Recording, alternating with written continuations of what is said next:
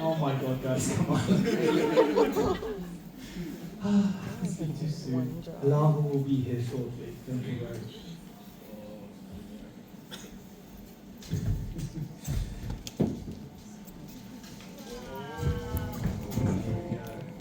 Oh, flash upstairs. There we go. Flash upstairs, hello. Thank you so much. And you as well. There we go. This is the typical hoi hoi flow. This is what is brightening up the whole room as we speak. Going over that ice block, turning that ice into steam that was forced through the lava. These lovely little bubble pattern, okay? Of course, in nature, that's going to be a lot bigger. And you can see just how fluid this lava is as well. Just like this. Can we all feel the heat? Yeah. Oh, yes. As I said, 1,100. But have you guys heard of Pele's hair? Just like this. These are formed in nature. It's when lava flows off the edge of a cliff or mountain edge and gets picked up by the wind, forming these lovely fine strands of lava. Now, they are named after Pele, the Hawaiian goddess. I think that's quite fitting, but also in Iceland, of course, we did not have a Hawaiian goddess, so we called them Nornahau, or witch's hair, which I think is quite fitting as well. So, very sticky hot lava. Let's see if we can get one more. And you can see how quickly it actually does cool down. These strands of black lava, these like this. Yes, I can grab it. I could do that with my bare hands if I wanted to. That is just how cool it is at that point. And we can see the stick is very, very hot already. So, who here would like to see ice on top of the lava? Yeah. Okay, so I've got a block of ice. Now this is more common with the glacier effect. You have that ice on top of the lava, okay? So, just like that, apply some pressure. For the glaciers, you apply pressure on top of the lava eruptions. Let's see what happens. I think we can already see what's happening here. There we go. Just like that, we get this lovely bubbling effect going on. In nature, it's going to be a lot more explosive in that way, okay? So this is the way that you can get tephra and ash clouds forming. Just like that. Beautiful. So I'm going to take this ice block off now. I think that's enough of that. You can still see there's a lot of water on there still. And we hear how solid that piece is already. Oh my goodness. But over here on my slide, it's still quite gooey and warm, okay? Down here as well. So we'll let that settle for a second, but along the slide channel here, let's have a look. Just like that. You can see, while the outside was solidifying, I have now disturbed it. I could still manipulate it. It was still molten on the inside. And you can see that happening here. As I lift, you can see how it just flows apart like that. Okay? So let me just gently set that down. We'll come back to that later. But yes, the innards of this channel are very, very hot, okay? Showing it there. If you're seeing yellow lava still, it's over 1,000 degrees centigrade still. Very, very, very hot indeed. We're coming down here, of course. We've got this area as well. We can also see gently on top of the bubble. We can see that heat is still there, guys, okay? Just like that. Beautiful, lovely strand of lava. But we are cooling off, okay? Lava does cool off quite quickly in this amount anyway. But we can come back to that more later, of course. There we go. So, we have a nice layer again. So while we have this layer first, now this is going to turn into that layer. So in a way, I could flip quite a few times. But once is enough here because I want to go back to that later. Okay, so. Oh, we've lost a lot of energy. Oh, I have, but especially the lava. Yeah, so I'm going to turn the lights up just a little at the front there. We're going to start seeing the texture change effect. And while we see that, we can also hear something. As the lava cools, the lava contracts, so it has less and less space. What's going to happen is the lava will contract, it will form cracks and fissures, and they can be quite loud actually. And sometimes they like to spit a little bit of lava at me. So, I'm going to put these brakes on, because I do not feel like having lava on me today. Believe me, it's happened once. That feels like a little oil burn actually, which is really weird to think about. There we go. So, get these up. Beautiful. One more. And yes, if you work with lava, you do not need a gym membership. It's quite a workout. There we go. So, beautiful. Okay, so at this point, I'm going to say, let's look at the temperature. As I said, it did come out at 1,100 degrees, and it's been cooling off. Don't worry, Americans, I've got the freedom unit Fahrenheit, so you're good hands, no worries.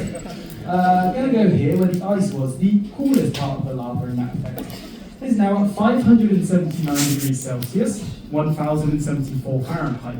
That's still a little bit warm, okay? We've also got these areas glowing very bright orange over there. 750 degrees Celsius, 1,385 Fahrenheit. So while it is cooling down, it's going to start insulating itself, okay? But there's another one going on over here. My steel slide is now conducting the heat out of the lava. So let's have a look at my steel slide. 499 degrees Celsius, 931 Fahrenheit. That's some very hot steel as well, okay? But I've got another way to test temperatures. Got a little bit of tissue here. Let's have a look at that. So, what do I have in this tissue? Got two pieces. The hardest part of my job is this, because I've got these stupid gloves on. I've got to separate tissue. Ooh. Put that one in there. Okay, I'll put that one there. Beautiful, just like that. It instantly combusts. Oh, that one's smoking. Oh, I'm sorry. Oh, there we go. A homemade lava lamp for everybody. Beautiful. So the reason that's smoking, it was like everywhere, and then I needed to poke it. Give that little kick of heat for it. That's just combustion. Sorry about the smell upstairs. It's like a 90s bar or something. On smoking. No problem. But did we hear that sound it made? How interesting was that with the bubble? What does that sound like? There we go, exactly. That is because, oh, beautiful. Just like these ones over here as well. This has been the bubble that formed on top, very, very insulated. Sometimes, well, it might be too far, but I'm actually still able to dig into this lava, exposing a little bit of the heat that's inside, and you can see I can grip on and start moving it again, okay? That's just how hot the lava is. I can still get a lava stretch because of how hot that lava is inside the bubbles. Just like that, okay? Showing off again, insulation as well. Now, the sound, why is it making glass sounds? Well, that is because this lava is now turning into volcanic glass, okay? It has cooled down rapidly. Come on. There we go. Beautiful. We can leave that little tower there. Beautiful. So it's turned into volcanic glass. Does anybody know of volcanic glass? Anyone? Oh, there you go. Obsidian. Excellent. Okay, that's a volcanic glass, but it's not this volcanic glass. Obsidian is made from rhyolite lava, high silica lava, explosive lava. This is not that. This is basalt lava, the most common. It's got 47% silica, and it is making a glass called tachiolite. It's a little bit harder to say. So if you go home and say, I saw obsidian, I'm not going to blame you, okay? You're the one lying. No worries. So, turning into that tachiolite glass. But why is that when, let's be real, we've all driven from the airport, it's dull brown rocks everywhere, it looks like Mars out there, okay? The difference here is this is only 50 litres of lava in a controlled environment. It goes from liquid to solid within minutes. So it has to make these weak bonds forming a solid structure, and it turns into the glass because it's very, very quick to do so. In nature, of course, you have more time. If you take centuries to cool down underground, you get basalt stones that crack into these hexagon shapes. Snæfell's or Skogafoss has them, but for me, where my mum's from, Giant's Causeway, Northern Ireland, has a whole coastline of these basalt stones you can see. It's amazing. But again, if you have the rhyolite lava, which makes the obsidian, that lava, when it cools down into stone, can make granite stone. Okay? So there's the different basalt stones from basalt lava. Rhyolite lava makes granite. Okay? So that's all down to the composition of the lava. Now, again, I said this is 50 litres of lava. Let's have a comparison with nature. 50 litres, 2021, we had the first fissure eruptions in the area near Keflavik and Blue Lagoon. They had about 2 million litres of lava per second. Okay, that's a little bit more, okay? In fact, we've been doing this show for 6 years now, 4 to 5 shows a day, around about 50 litres per average show. 6 years, 4 to 5 shows, 50 litres. We have covered 15 seconds of a 6-month eruption. Yes, that is nature for you, okay? A lot more powerful in that way. But it's got another structure along here. We can hear, along the top here, there's a ripples pattern. Can you all see the ripples going along? Well, that's because the lava solidified and insulated the inside. The inside carried on moving a little, dragging that solidifying top with it. And that's where you get these ripple effects. That is called ropey pohoihoi. Okay, that's a term you can take home. But also it's quite similar. Has anyone been to a lava tunnel? Yeah, okay, if you go to lava tunnels, guys. If you enjoy this, go to a lava tunnel, okay? It's a very similar structure. The outside solidified during an eruption of a lava tube or tunnel. So the inside carried on moving, carried on flowing. But when the eruption stops, there's less volume of lava, so it empties out. Some people say like a pipe, okay?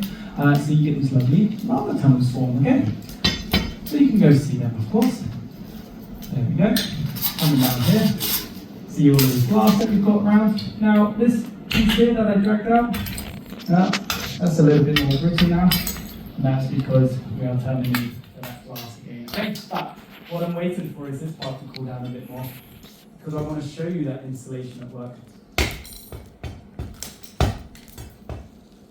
have a look. Ooh. There's not a strength competition to break lava. It is waiting patiently for the lava. I work for the lava, okay? He's in charge, no worries. So I'm not trying to rush anything here. I think that bit's still a little bit too hot. Checking up on my slide here. There you go. If it's not cracking straight away, it's so hot on the inside that the molten jelly-like structure, you could say, is absorbing the shock waves. So I'm going to wait a little second. So, what to talk about in these few seconds? Did you guys enjoy the video? Yeah, pretty good video. There we go. Did you like it when the drone flew through the lava? Yeah, that's cool. Couple $1,000 that drone. Gone. Yeah. But I think it's worth it. It's called the $1 million shot, that one. So very cool. I liked it. There we go. So talking about the lava, we've got the basalt lava flow. We've got this tephra as well. 106 years ago, this erupted from the Katla eruption, okay? Why do we use this one when we could use some stuff that's probably a little bit closer to us, like in the Keflavik area? Well, it's personal, really. Julius, one of the owners, he was born in the area around Vik, and his great-granddad was a shepherd in the area. Now, shepherds in Iceland usually use horseback as well, so they're on horseback. Katla erupted, he was out shepherding, and a glacial flash flood went straight past him, only a couple meters, nearly taking Julius's great-granddad. So this story is passed down generations. That's why Julius really wanted this tephra, and that's why we still collect it, okay? Do you think we're going to run out? Well, that Katla eruption, it extended the coastline of Iceland by 5 kilometers. So I think we've got enough material for a long, long time. But again, we're going to come back to that about using this material. Let's have a look now. Ooh, very hot lava today. Okay. Well, Max did say it was good. It was perfect, so I believe him.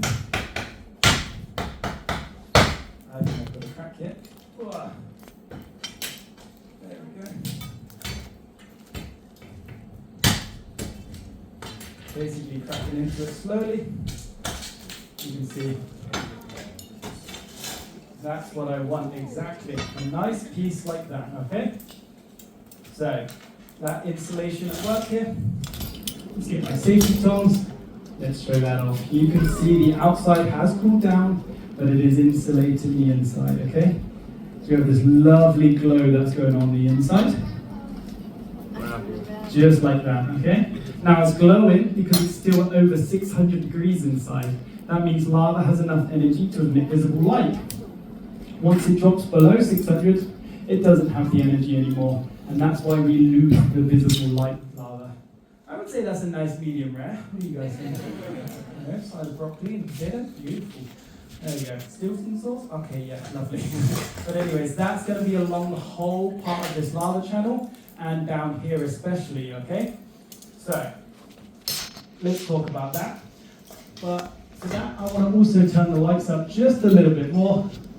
I guess then you can see how much I'm sweating as well. Oh my goodness, there we go. And the house lights so I can see all your lovely faces. This is why I ask, does anybody have any questions?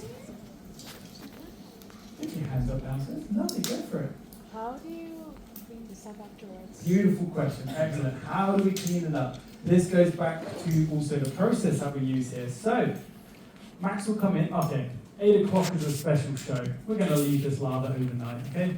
No need for Max to do any more work today, he's done enough. But that means in the morning, one of the lava melters will be here at 5 a.m. Oh, I'm asleep, no worries. But they will come in, they start this process. They start testing it, and they will start smacking it. They're going to start breaking it into more manageable pieces like this. Then they're going to take these pieces, it's so sophisticated, a steel pitchfork and a bucket. And they're going to start shoveling it out, okay? They clean this slide up in about 20 minutes. They take the lava from the show, behind stage to the furnace, they put it straight back in that furnace.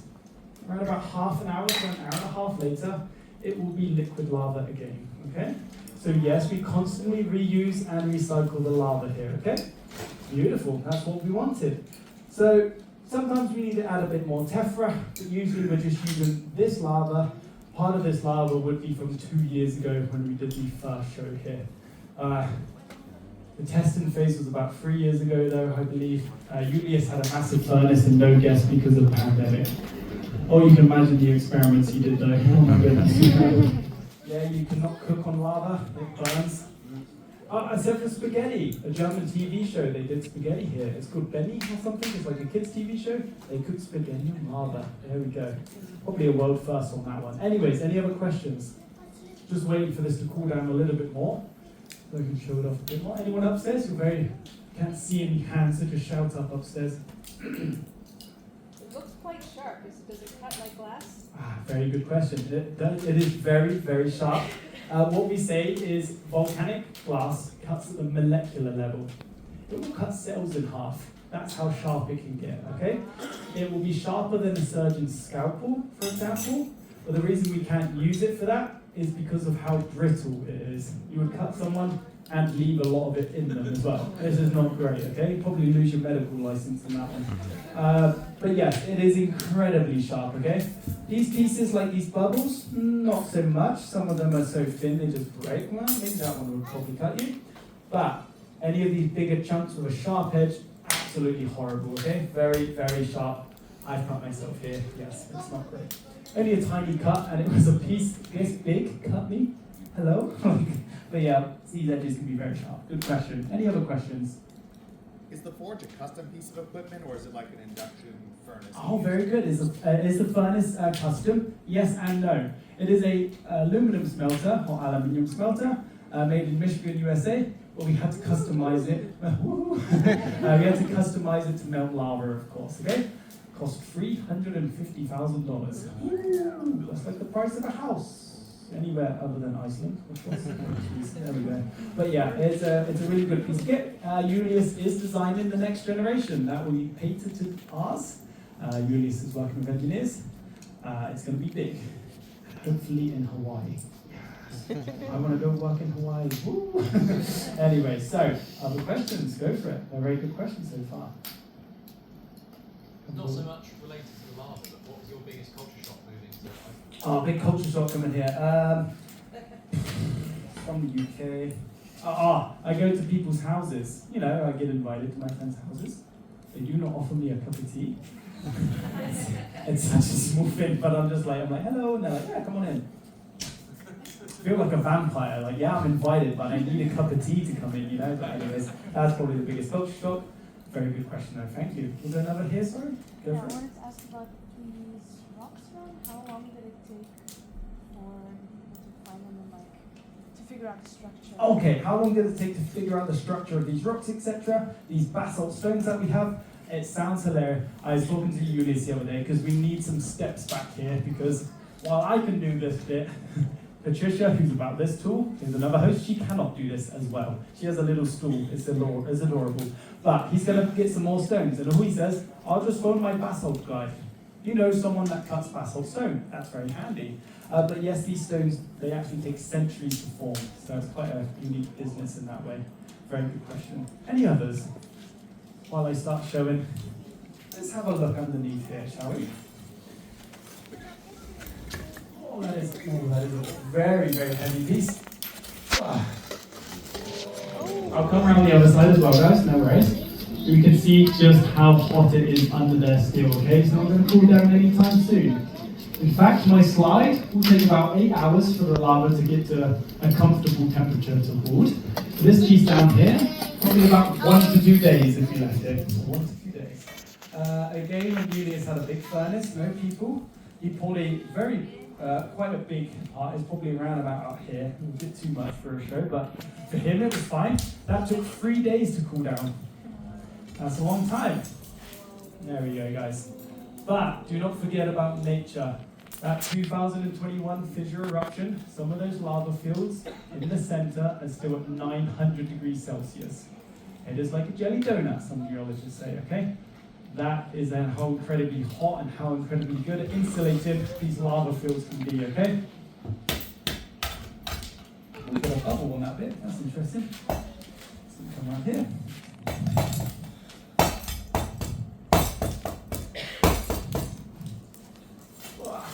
Pieces like this. Seeing that lovely glow on the inside still, of course.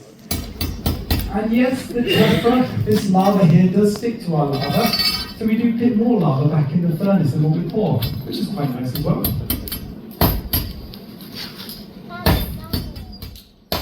There you go, that's a little shot.